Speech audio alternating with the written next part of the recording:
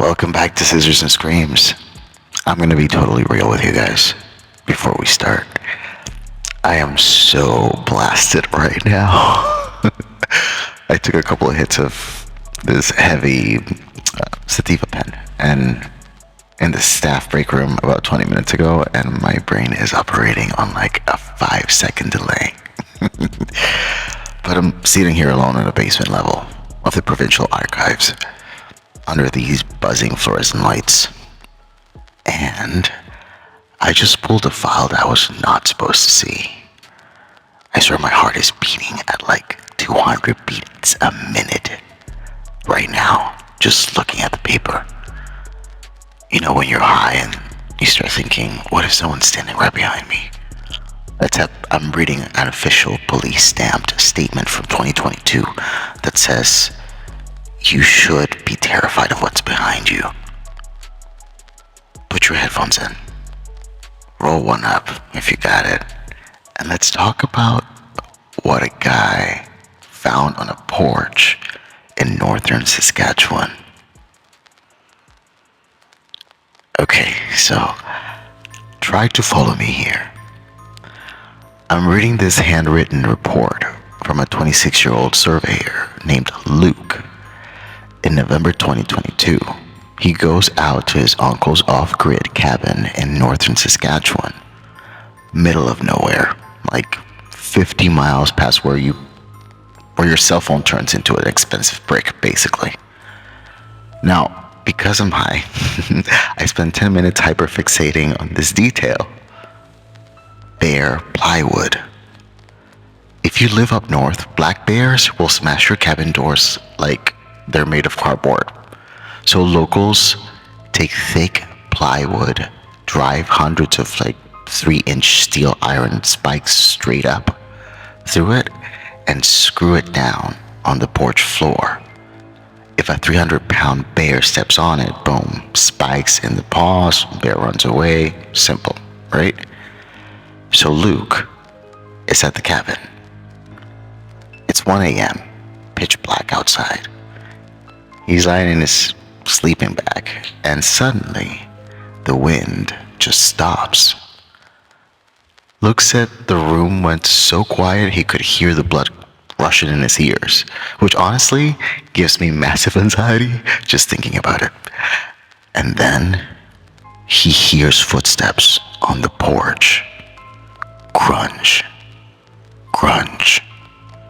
Slow, heavy boots walking up the wooden steps.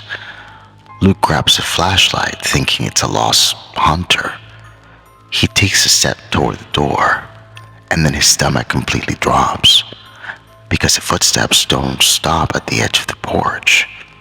They walk directly onto the spiked bare plywood. Dude, think about that for a second. My high brain is trying to process the mechanics of this. If a human wearing boots steps on 3-inch steel spikes, those spikes go straight through the rubber sole and impale your feet. You would fall over screaming, right? These footsteps didn't even slow down. Thump, thump, thump. Heavy crushing weight pressing straight down onto hundreds of sharp iron nails, walking casually across the plywood until whatever it was stopped right against the front door. Luke was standing 3 feet away on the other side of the oak wood. He said he could hear wet, heavy breathing through the keyhole. It smelled like copper, dead fish, and wet fur. He's shaking, pointing his flashlight at the deadbolt, and he stammers, I have a gun out here. Nothing. Just that wet breathing. And then, right at ear level, against the wood, came a sound that made Luke drop his flashlight. It was a tiny, high-pitched giggle. A child's laugh. Soft, raspy, and totally breathless, like a toddler whispering a joke right into his ear. Wait, hold on. Okay, I thought I heard heard someone walking in the non-fiction section aisle. It's fine. I'm just paranoid. The weed is making me hyper aware. It's fine. Just let me finish this. So, Luke grabs an axe by the wood stove. The second his hand touches the iron handle, the cabin door starts to vibrate. Not like something's kicking it, or someone. It's humming so fast the iron hinges are literally screeching. And then, the scream starts. Luke wrote that it sounded like a woman and a toddler screaming at the exact same time, pitched up to this ear-splitting unnatural frequency. And whatever it was started dragging its hands around the outside of the cabin. Scrape, scrape, scrape. Luke watched the glass in front of the window bow inward. Out in the moonlight, pressed against the pane, he saw dozens of long, pale skeletal fingers smearing dark grease across the glass. He huddled behind the wood stove for hours. 4 straight hours of this thing circling the cabin, stepping on the iron spikes over and over again, giggling through the logs, trying to find a gap. At 5:30 a.m., the sun started to come up, and the noise just vanished.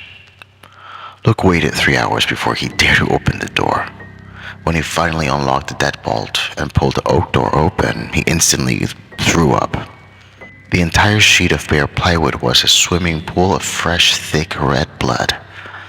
The iron spikes were dripping with it, but whatever had stepped on those spikes wasn't wearing boots. Stamped directly into the bloody wood, walking across those 3-inch steel nails, were tiny, bare, toddler-sized footprints. 5 toes, perfect little arcs. The bloody toddler prints walked straight across the iron bed, stepped off the edge of the elevated balcony, and vanished into the tall grass. No adult tracks, no animal prints, just toddler footprints made of fresh blood, walking over the sharp iron nails like they were soft moss. Luke left his car. He left his gear. He ran 3 miles down the dirt road until a logging truck picked him up. I put the file back in the restriction cabinet about an hour ago. I smoked another hit to try and chill out, but it made it so much worse. Because, listen to me, about 10 minutes ago, while I was setting up my microphone here at the desk, I heard it. The crunch, crunch, like light tiny footsteps walking up the metal stairs, outside the archive basement door, and then, right against the bottom of the heavy steel door, a tiny, raspy giggle. I'm not opening that door. I'm packing my bag, I'm calling an Uber, and I am never ever smoking weed in this library again. If you're watching this alone, in the dark, go check your locks.